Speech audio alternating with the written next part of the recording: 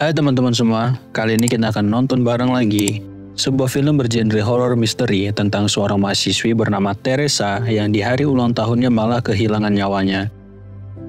Tapi anehnya setiap dia kehilangan nyawanya, waktu selalu terulang. Seolah dia diberi kesempatan untuk menghindari maut dan mencari siapa yang menghabisi nyawanya. Tanpa lama-lama lagi, kita langsung saja nonton bareng Happy Death Day yang dirilis tahun 2017. Film ini dibuka saat bel berbunyi di sebuah Universitas Bayfield pada hari Senin tanggal 18. Teresa atau biasa dipanggil Tri terbangun dengan keadaan pengar karena di malam sebelumnya dia sangat mabuk.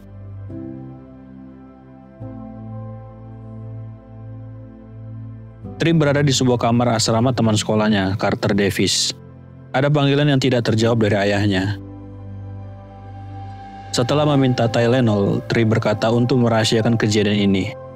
Saat ingin keluar dari kamar asrama, teman sekamar Carter, Ryan, masuk dan menanyakan apakah dia sudah tidur dengan Tri yang membuat Tri gak suka dan malu dengan Carter. Saat keluar dari asrama, seorang wanita menghampirinya dan mengajak untuk terlibat dalam usaha menghentikan pemanasan global. Dalam perjalanannya, dia melihat mobil merah terparkir dan sekelompok aktivis yang sepertinya sedang berdiri selama 26 jam penuh. Tri bertemu dengan seorang pria yang berkencan dengannya bernama Tim. Dia bertanya dengan Tri mengapa dia tidak menjawab semua pesannya. Tim ingin mengecek HP Tri. Tri menolak karena mereka hanya berkencan satu kali dengannya. Dia tidak harus membalas pesannya, lagi pula itu kencan yang buruk. Karena Tim hanya mengajaknya makan roti lapis di kencan pertama. Sesampai di asrama, seorang wanita menyapa Tri tapi dia mengabaikannya. Daniele, saudari seasramanya, menanyakan dari mana dia dan semoga dia memakai pengaman tadi malam. Sesampai di kamarnya, teman sekamar Lori berkata akhirnya dia datang juga. Tri bertanya apakah semalam dia melakukan hal yang memalukan. Lori berkata dia menari di atas meja, memulai perkelahian, memuntahkan biskuit juga mencium Nick Sims di depan Daniele. Tri tertawa sambil berkata kalau dia berjumpa Daniele dan dia baik padanya pagi ini. Jam menunjukkan pukul 9.20 pagi, dia terlambat untuk masuk kuliah dan mulai bersiap-siap sambil mencari bukunya dengan panik. Saat Tri berbalik, Lori memberikan kue ulang tahun. Hari ini adalah hari ulang tahun Tri. Namun respon Tri sangat berbeda. Dia meniup lilin lalu membuang kue yang dibuat Lori ke tempat sampah karena mengandung banyak karbohidrat. Tampaknya Lori menunjukkan wajah kesal dengan perlakuan Tri. Di kelas, Tri bertemu dengan profesornya Gregory. Sepertinya ada sesuatu di antara mereka saat mereka berpandangan. Di siang hari, Tri berkumpul dengan saudara perempuan mahasiswinya saat makan siang untuk membahas mengenai tarian musim semi. Becky, salah satu saudara perkumpulan, membawa makan siang yang berisikan junk food. Daniele yang melihat hal itu marah karena mereka harus menjaga tubuh dengan makanan-makanan sehat. Becky pergi dari rapat itu, namun saat dia berpaling, dia menabrak Carter dan menumpahkan semua makanannya. Carter bermaksud untuk mengembalikan barang Tri yang tinggal. Tri menariknya ke samping untuk menyembunyikan fakta bahwa mereka saling kenal dan Tri pernah tidur di kamarnya. Tri berada di sebuah rumah sakit kampus lalu bertemu dengan Lori di lift. Lori bekerja sebagai suster. Saat ingin masuk ke dalam lift, Lori memperingatkan Tri jika dia melanjutkan hal ini, masalah serius akan terjadi. Tapi kita tidak tahu apa yang dimaksud oleh Lori. Tri berkata ini bukan urusanmu. Ternyata Tri bertemu dengan dosennya yang juga seorang dokter. Tri punya hubungan khusus dengan dokter ini. Ada ketukan di pintu yang berasal dari istri si dokter. Tri dan dosennya berselingkuh. Situasi menjadi canggung. Gregory memperkenalkan Tri dengan istrinya dan berkata mereka sedang berdiskusi soal perkuliahan. Daniele mengundang Tri ke pesta asrama malam itu. Tri melewati jalan kampus sendirian sambil berbicara dengan ayahnya di telepon. Ternyata ayahnya sudah menunggu selama sejam di restoran untuk merayakan hari ulang tahunnya. Tri juga melewati sekelompok pria yang mengenakan merchandise tim olahraga sekolah. Seseorang yang memakai topeng bayi melihat ke belakang dan memperhatikan Tri. Saat dia melewati jembatan, ada kotak musik yang terletak di jalan dan memainkan musik selamat ulang tahun. Tri memperhatikan kotak musik itu, tapi di belakangnya sudah ada sosok bertopeng bayi yang sebelumnya memperhatikan dia berjalan. Awalnya Tri mengira orang itu bagian dari kelompok yang dia lewati, namun orang itu hanya berdiam diri dan memperhatikan Tri. Tri yang mulai merasa aneh dan takut berkata dia akan memanggil polisi, kemudian orang itu lari. Dia kembali berjalan melewati jembatan sambil kembali melihat ke belakang. Tetapi tiba-tiba kotak musik kembali berbunyi. Sosok bertopeng lompat dan ingin menusuk dia. Untungnya dia berhasil mengelak dan berlari, namun sayangnya dia terjatuh dan sosok bertopeng menikam dia.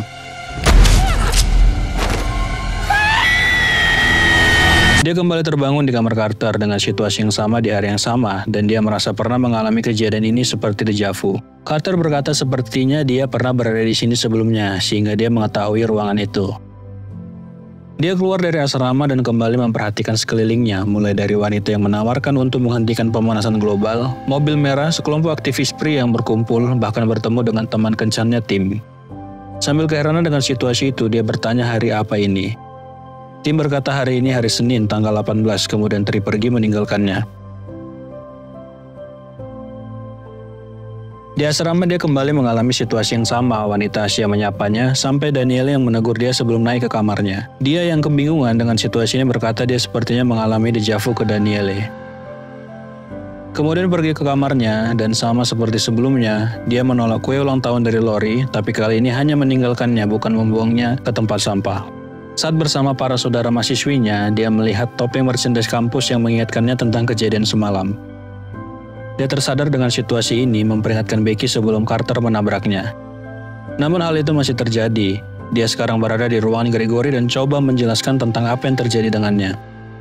Namun respon Gregory tidak seperti yang diharapkannya. Sama seperti sebelumnya, dia berada di kamarnya. Kali ini dia menonton video ulang tahun yang dirayakan bersama ibu dan ayahnya.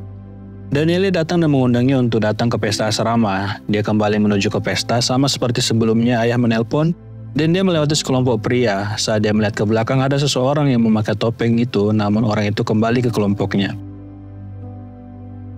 Kali ini dia menghindari jembatan. Dia sampai di asrama dan disambut oleh seseorang yang memakai topeng bayi, yang membuatnya terkejut dan berteriak, kemudian memukul wajah orang itu.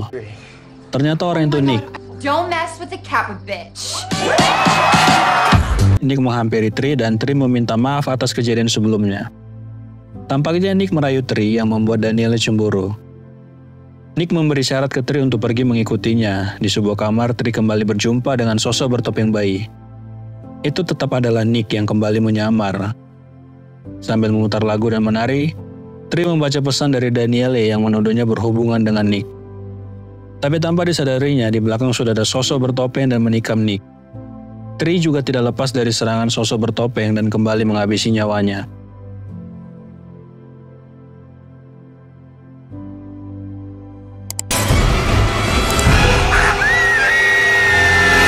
Dia kembali terbangun di kamar Carter dan kali ini dia tampak syok dan ketakutan dan keluar dari asrama dengan keadaan yang pernah dialami sebelumnya.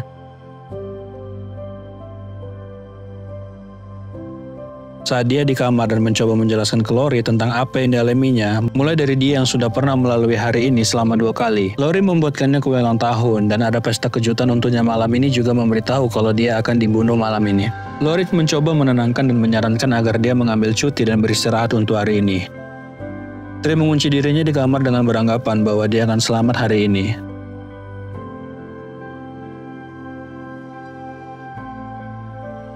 Namun dari kamar mandi sudah ada sosok bertopeng yang mencoba membunuh Tri. Tri mencoba melawan namun sama seperti sebelumnya, dia tidak bisa menyelamatkan dirinya sendiri. Dia kembali lagi terbangun dan kali ini berteriak. Carter yang terkejut mendengarnya juga berteriak. Tri yang dalam kondisi panik dan kacau berlari dari kamar asrama. Carter dalam keadaan panik dan bingung tampak seperti orang kebingungan.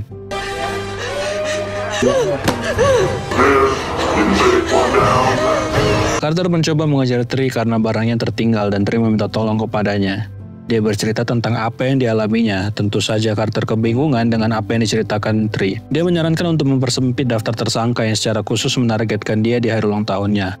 Yang berarti semua orang di sekolah adalah tersangka sejak Danielle memberitahu semua orang tentang pesta kejutan itu. Carter berkata kalau Tri mempunyai nyawa tak terbatas, yang artinya dia punya kesempatan untuk memecahkan siapa pelakunya dengan cara membiarkan dirinya terbunuh sampai tahu siapa pelakunya. Tersangka pertama adalah Tim, tetapi dia mengetahui kalau Tim punya rahasia yang aneh dan mencoret Tim dari daftar tersangka.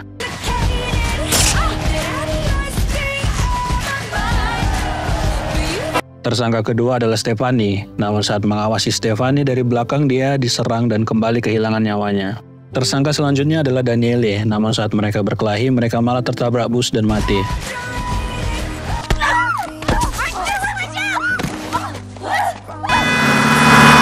Dia kemudian melakukan tindakan konyol terhadap dirinya dengan keluar kamar dari asrama Carter tanpa selai baju. Di malam hari, dia mencoba menyerang sosok bertopeng dengan cara bersembunyi di balik pohon. Namun yang kena malah Becky, dan sama seperti biasa, dari belakang dia diserang sosok bertopeng.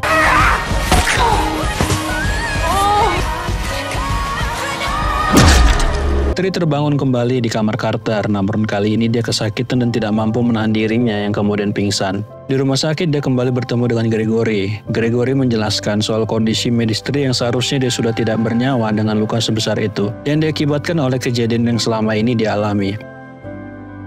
Curiga dengan Gregory, Tri mengikutinya dan saat di kantornya dia menemukan topeng bayi di lacinya. Tapi si pelaku malah menikam Gregory dan mengejar Tri sampai ke tempat parkir.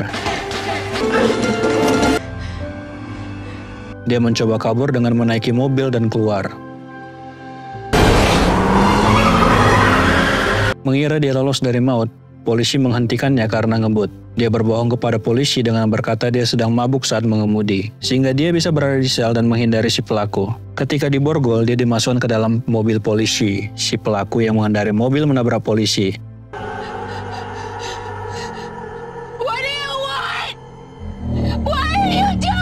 Tangki mobil polisi bocor yang menjadi alat bagi pelaku. Dia menjatuhkan lilin aliran bensin yang mengalir sehingga mobil polisi yang ada dia di dalamnya meledak. Tri kembali lagi terbangun di tempat yang sama, dan dia kembali menceritakan ke Carter kalau dia pernah di sini sebelumnya dan pernah melewati hari ini. Dia menunjukkan beberapa hal yang diperhatikan seperti alat penyiram yang menyiram mahasiswa, alarm mobil berbunyi, dan seorang aktivis yang pingsan.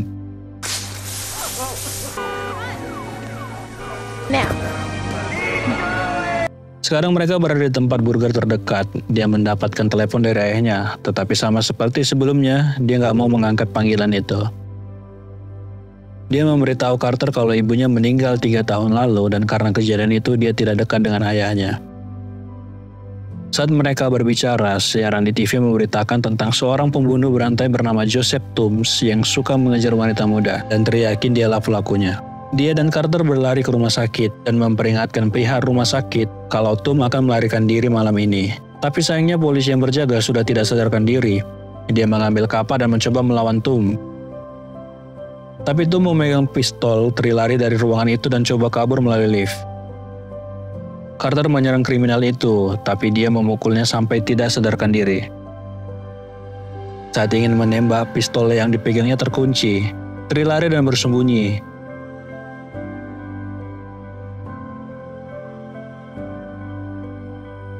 Dia berhasil melumpuhkan Tom. Namun menyadari jika dia berhasil menghabisin Tom, Carter akan tetap kehilangan nyawanya. Sehingga dia berlari ke atas dan malah mengakhiri dirinya sendiri dan berjanji akan menemukan kriminal itu. Dia kembali terbangun di kamar Carter dengan lebih banyak energi positif. Dia menyapa Carter dengan hangat.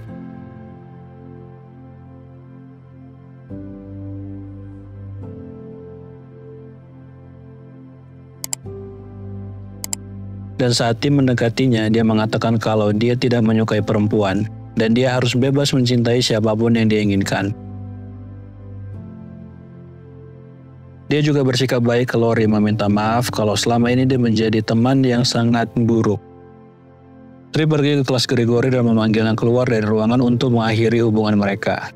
Dan saat pertemuan makan siang, dia membawa penuh nampan berisi junk food. Saat Danielle mengusir Becky, Tri malah mengambil susu coklat Becky dan menuangkan ke kepala Danielle. Carter yang datang untuk mengembalikan perhiasan. Tri menciumnya di depan semua saudara perempuan kampusnya. Juga mengajaknya kencan di hari ulang tahunnya. Tri pergi makan siang bersama ayahnya David. Dia berkata kalau dia sulit berada di dekatnya semenjak ibunya meninggal. Dia berkata sangat menyesal karena menyakiti hati ayahnya. Keduanya kemudian makan siang dengan suasana yang lebih hangat. Dia mempersiapkan dirinya untuk mengejar Tom. Dia pergi ke penjaga keamanan dengan pisau dan mengambil senjatanya sambil berkata Tom akan kabur. Pergi dan cari bantuan. Dia masuk ke kamar Tom dan mengarahkan pistol ke arahnya saat Tom berpura-pura tidur. Dia mencoba menembaknya namun pengaman pistol masih terkunci. Kriminal bangkit dan menyerang Tri secara brutal. Dia ingat ada pemadaman singkat dan dengan kesempatan itu dia mengambil pistol dan kali ini pengaman sudah tidak terkunci. Tri dan Carter menghabiskan makan malam bersama dan memakan cupcake. Tri dan Carter menghabiskan malam bersama, dia memakan cupcake yang dibuat Lori setelah dia meniup lilin dan membuat permintaan. Namun anehnya sekali lagi, Tri terbangun di kamar Carter di hari yang sama, di waktu yang sama. Dia semakin bingung dan marah, bertanya-tanya bagaimana dia masih mengalami hal ini.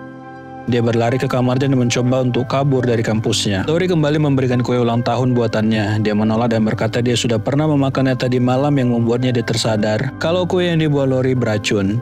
Saat dia tidak memakan kue itu, Lori lah yang menjadi sosok bertopeng bayi yang menyerang dia.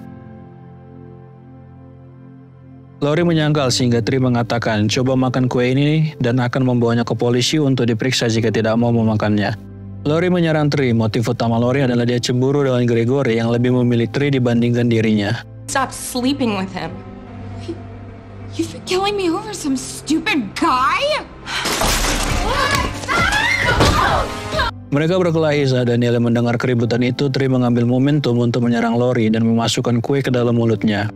Tri memegang lampu yang tergantung dan memandang Lori keluar dari kamar hingga dia kehilangan nyawanya.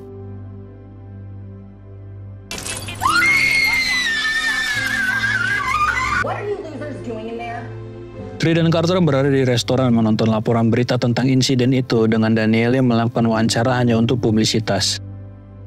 Carter berkata pada Tri kalau apa yang dialaminya mengingatkannya pada sebuah film berjudul Groundhog Day yang dibintangi Bill Murray. Keesokan harinya Tri bangun dan mendengar nada dering ulang tahun lagi. Carter bertingkah seperti dia baru saja bangun karena mabuk. Tri mulai panik sampai Carter mengungkapkan bahwa dia mengerjainya dan hari ini Selasa tanggal 19.